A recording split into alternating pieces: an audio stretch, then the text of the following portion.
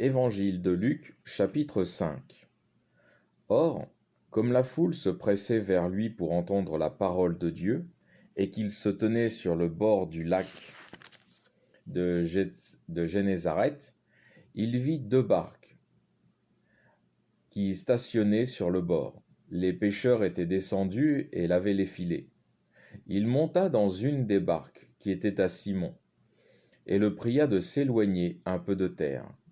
Et s'étant assis, de la barque, il enseignait les foules. Lorsqu'il eut cessé de parler, il dit à Simon, « Mène au large, et jetez vos filets pour la pêche. » Simon répondit, « Maître, toute la nuit nous avons peiné, sans rien prendre. Mais sur votre parole, je jetterai les filets. » Et l'ayant fait, ils prirent une grande quantité de poissons, et leurs filets se rompaient. Et ils firent signe aux compagnons qui étaient dans l'autre barque de venir à leur aide. Ils vinrent, et on remplit les 2 barques, au point qu'elles enfonçaient. Ce que voyant, Simon-Pierre tomba aux genoux de Jésus en disant, « Éloignez-vous de moi, parce que je suis un pécheur, Seigneur. » Car la stupeur l'avait envahi, lui et tous ceux qui étaient avec lui, à cause de la pêche des poissons qu'ils avaient faite. Et de même Jacques et Jean, fils de Zébédée, qui étaient associés à Simon. Et Jésus dit à Simon, « Ne crains point, désormais, ce sont des hommes que tu prendras. » Ils ramenèrent les barques à terre, et laissant tout, ils le suivirent. Or, comme il était dans une des villes, survint un homme tout couvert de lèpre. Et voyant Jésus, il se prosterna la face contre terre et le supplia, disant, « Seigneur, si vous voulez, vous pouvez me guérir. » Il étendit la main, le toucha et dit, « Je le veux, sois guéri. » Et à l'instant, la lèpre le quitta. Et il lui défendit d'en parler à personne.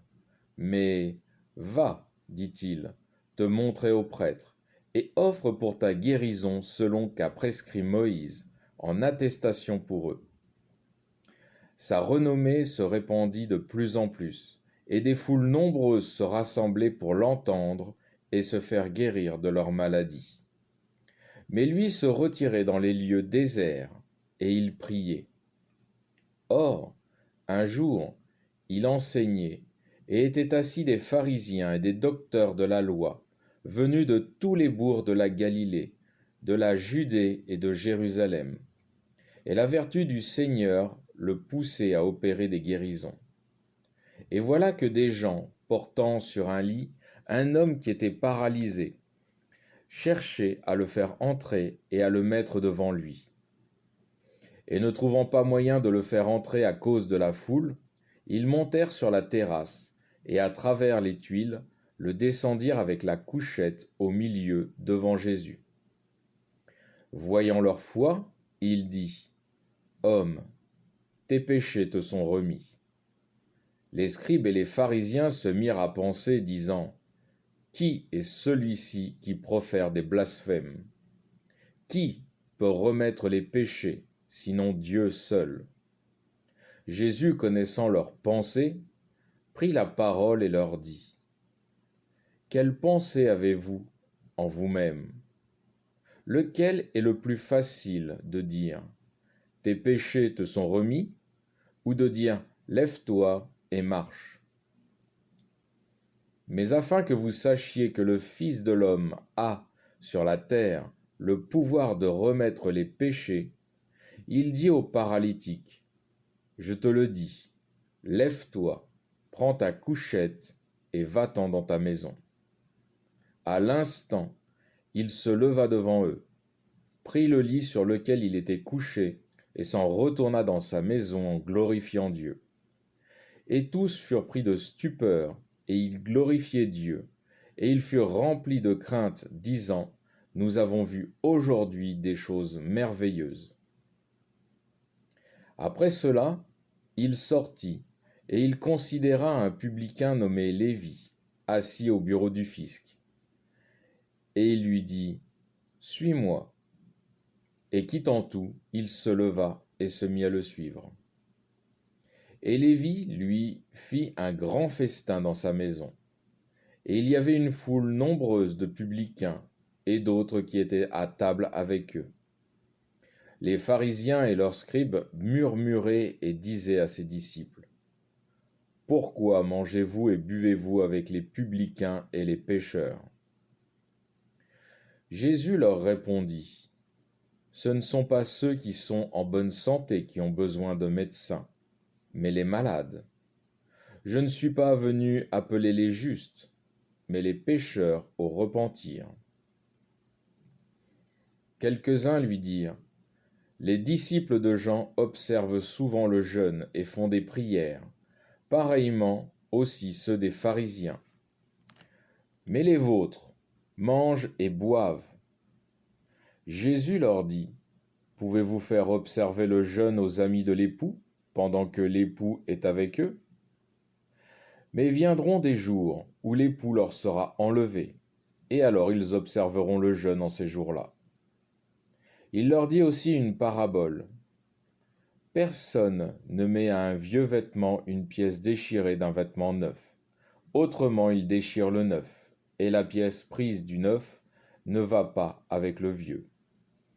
Personne non plus ne met du vin nouveau dans des outres vieilles.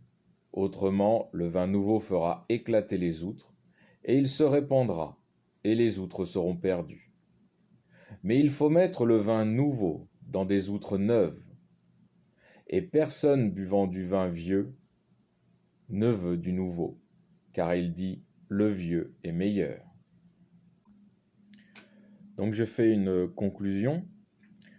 Au verset 4 et 5, Jésus, donc quand il eut fini de parler, il dit à Simon, « Mène au large, donc la barque, et jetez vos filets pour la pêche. » Simon répondit, « Maître, toute la nuit nous avons peiné, sans rien prendre.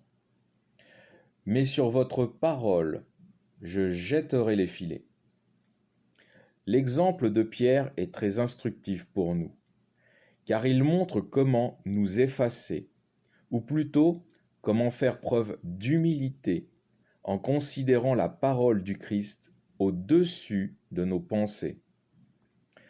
Pierre pense donc ne rien attraper lorsque Jésus lui demande de jeter le filet, puisqu'il n'avait rien pris de la nuit. Mais afin de nous montrer le chemin de l'humilité et de la soumission au Seigneur, il va écouter le Seigneur Jésus et jeter son filet, puis les poissons vont s'accumuler en masse dans le filet. Le Christ est plus grand que nous et ses voies toujours meilleures que les nôtres. Il nous faut détruire complètement l'orgueil qui est en nous pour faire preuve d'une totale humilité. C'est le Christ qui dirige nos vies et il est vital d'avoir une confiance et une foi totale en lui. On peut continuer avec Pierre au verset 10, où il est dit, donc c'est Jésus qui parle encore une fois à Pierre, à Simon, il dit, « Ne crains point, désormais ce sont des hommes que tu prendras. » Jésus prophétise au sujet de Pierre. Il lui dit que ce sont des hommes qu'il prendra. Et c'est ce qui arrivera plus tard, après le sacrifice du Seigneur. Avec cet exemple, nous pouvons voir comment le Seigneur dirige nos vies et nos voies pour nous faire aller là où sa volonté veut que nous allions. Pierre était très loin de se douter qu'il serait un prédicateur zélé du Seigneur et qu'il ouvrirait le royaume aux païens.